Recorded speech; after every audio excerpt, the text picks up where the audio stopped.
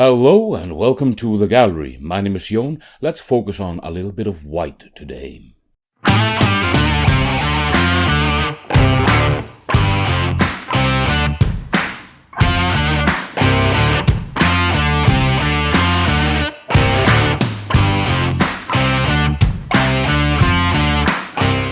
We are continuing our delve into the Horus Heresy Space Marines, and for this time around we are painting a little bit of a paler colored Space Marine.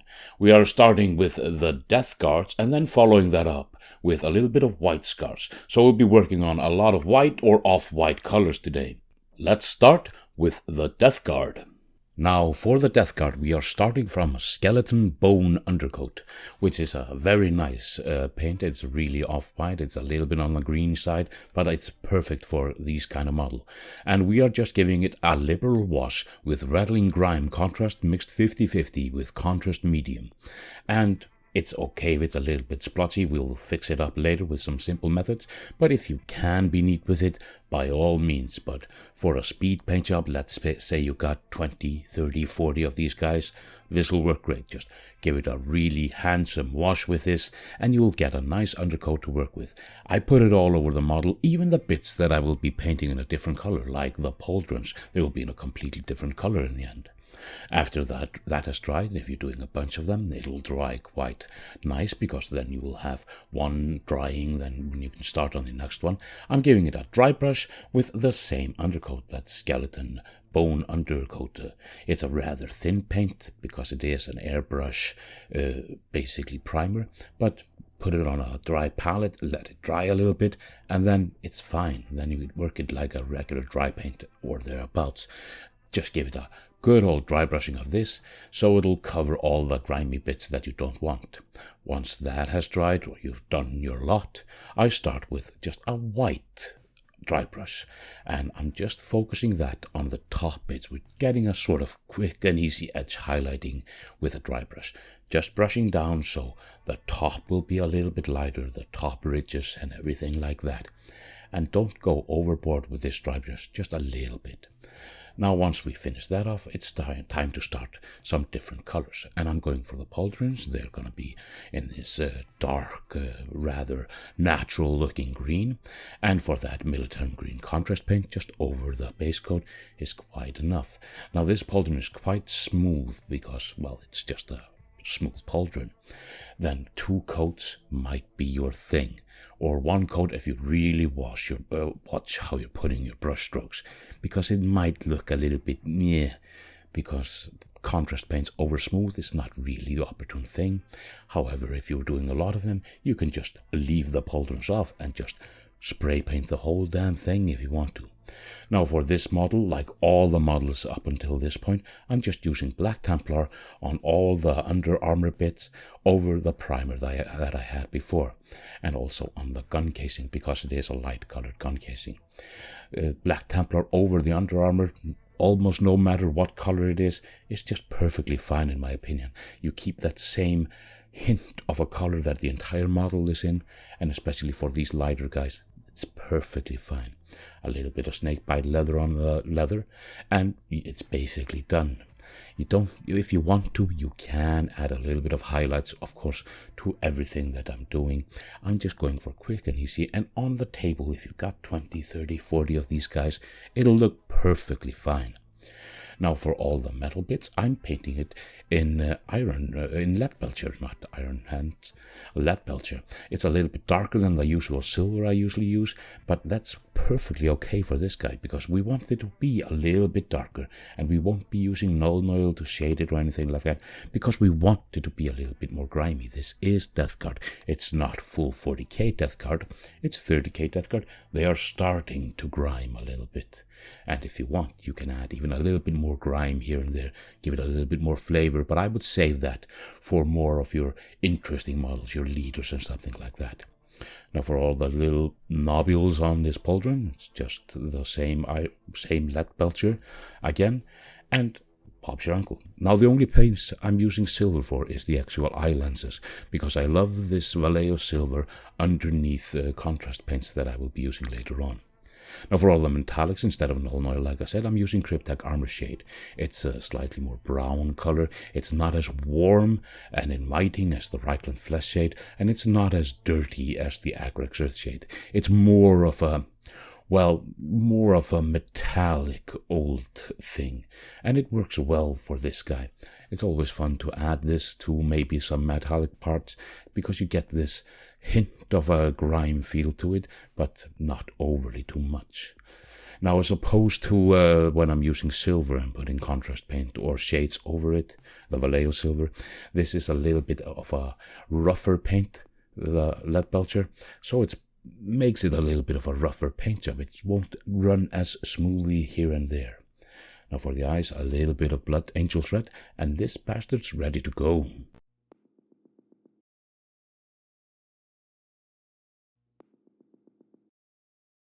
Now that we've painted a little bit of a off-white bone color guy, let's go full mad and try to paint a little bit of white. And white can have its difficulties, so let's start where we need to start, with a white undercoat, which will help quite a lot.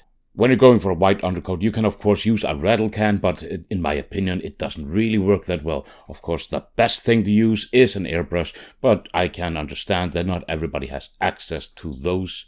But white airbrush paint, especially the Vallejo white, do that in 2-3 thin coats and you can get quite a good white surface to begin with. Just be careful to start with a pale colored primer, either a light blue or light gray or something like that, so you don't have to work from black up into the white coat. But before we start painting this marine, I would like to point out all the stuff down below in the description. I have my Patreon running, and I started a new Amazon affiliate store. You can find various things there that I personally recommend or I am using. If you purchase from there, I get a small kickback of no extra charge to you, but it'll help me grow the channel, and I would truly appreciate it. But let's start painting the white scar now. Now, like I said, I'm using the Vallejo white as an undercoat, and I airbrushed this on. However, you can put it on with a brush if you start with just a light gray undercoat. I would not recommend a white primer from a rattle can like the GW white primer. It's a little bit on the chalky side in my opinion. Now, over this white, I'm brushing on just Full Force Apothecary white. It's a very muted contrast paint, but it gives a slight definition to all the white recesses and everything like that, and therefore it's perfect for this kind of job. Now this will leave it a little bit splotchy because, like with the Death Guard and the pale painting method that these guys have, it's gonna be a little bit splotchy, and therefore I'm dry brushing matte white from Army Painter on top of it. Why matte white instead of the Vallejo white, I hear you ask? Very faintly. That is the main reason. It's a little bit drier, it's a little bit more matte than the Vallejo white, and therefore it's better for dry brushing, in my opinion at least. And I'm just dry brushing that fairly roughly. You can use a bigger dry brush and then be quite more quick about it, but I'm using this smaller one because I have that on hand at the moment. And after you've dry brushed over the entire model, it'll start to look a hell of a lot nicer, and you get this white feeling with just this hint of shadow here and there and this hint of lines in the recesses, and it's quite nice. Now for these guys, they have this red iconography all over them, but if you're going to paint that over the entire model and have maybe 20 to 40 models of this, you're going to lose your mind. So we have to focus and just do a little bit, but keep it simple. So I'm just putting these little things on his leg and just a little bit of lines here and there, mostly around his wrists and on the beak of his helmet, just with a contrast paint, and then filling it in with the same contrast paint, and that's Blood Angel's Red. Doing this will give it the illusion that you are spending more time on it, that it looks really nice. It's a little bit finicky, but getting just a sharp brush, and I'm using just a cheap one-off crap brush that I bought in a huge lot, maybe 20 or 30 of them together, and just putting some lines here and there, just giving it a little bit of a feeling, a little bit of extra love will go a long way for these.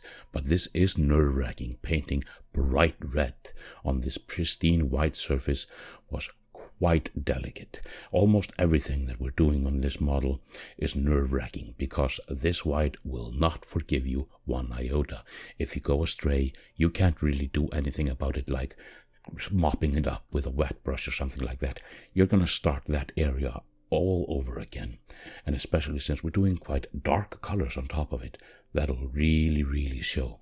Now for the gun casing and the armor, under armor, and the strap and everything like that, we're going for just black templar again. This is a easy enough thing to use. Nerve-wracking again, painting there, my God. But this is the simplest way to paint this under armor. Like I've said so many times before, around 8 times this time around, because this is the 8th model from this series. Just be careful that you're not running into the armor, because like I said, white is not really that forgiving in this case. And then we're going to use snakebite leather again for all the leather bits. Because why wouldn't we use something that works? You can, like I said before with the Death Guard, you can do some highlights afterwards, whatever you feel like. In this case, I'm fine with this. It'll give it shadows, a little bit of highlights, because that's what contrast paints are made to do. And this is a really, really bright white undercoat, so this will really pop in this case. For the weapon bits, or the metallic bits of this guy, we're going a little bit different than the Death Guard, where he had this lead belcher muted silver. We're going for retributor armor here on the gold bits, which is a bright and warm and very inviting gold color. I really like it, and it goes on quite well because it's got a lot of pigment in it. You don't have to do many coats. It'll just go smoothly on and look great while doing it. And we're just mainly picking up here and there a little bit of gold, just to give it that hint of warmness, and Bob's your uncle with the gold. Now for the metallic bits, well, the silver and the steel looking bits, I'm not using lead belcher like I did with the Death Guard. I'm going for the Vallejo silver. It's a much smoother paint, it's much more pristine, it works really, really well with this white armor. Just be careful not to go into the gold, and be careful around the eyes, because white is not forgiving. I can't emphasize this enough. And then we have a small lens there, put a little bit of silver there just for fun, and the things on his thing. So it's mainly gold with just hints of silver here and there where we need to have a little bit of different.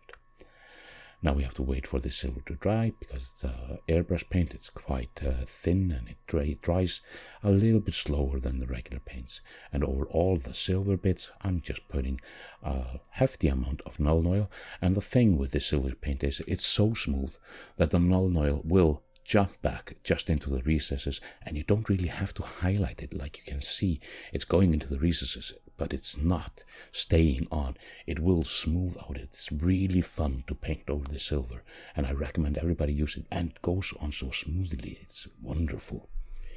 Like you see here, it's just going into the crevice between the bulbous bit and the air vent, and it's not staying too much on the actual nozzle thing. For the gold, I'm using Cryptek Armor Shade again, and the difference between using that on gold as opposed to silver is it will make the gold a little bit more rich, and it will go into the recesses and make it work like a shade on gold basically, as opposed to when you put it on silver, it will darken down the silver and dirty it up. But for gold, it works wonders. It's a very fun shade to use, and I highly recommend using it. Not sparingly, because I don't use any paint that I have sparingly. I just lose my mind again and again.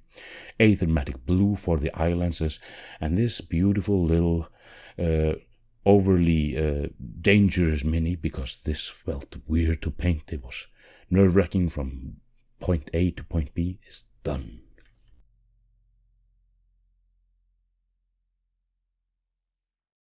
Now, I must say, painting these two Marines was quite fun. It was a little bit challenging to paint such pale colors. I'm used to the grime and grittiness and using darker colors and more washes and stuff like that. But this was quite fun, and I'm kind of intrigued about doing more of both of them. But I don't know where I'm going to find the time to do that. But it's in my little catalog of dreams, for the moment at least. Well, let's jump into the reveal and see how we did. And here we have the models in all their glory. The Death Guard was really fun to paint, this off-white and this grime and everything. I can see myself doing a hell of a lot more grime and a hell of a lot more dirt on them, but they were really fun to paint. However, if I see myself painting any sort of a Horus Heresy faction to a full army, I'm almost on the cusp of saying it would be the white scars.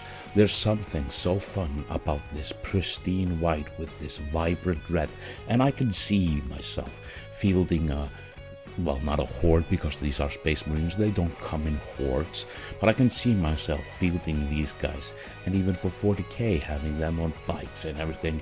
I'm on the cusp of saying these white armored guys might be a new personal favorite at this point. Anyway, thank you very much for joining me here today. There are links in the description for all kinds of stuff, social media, the Amazon store, and various tidbits. You do with it what you will. Like, share, and subscribe, and hit that little bell notification thing, and let the colors flow. But until next time, farewell.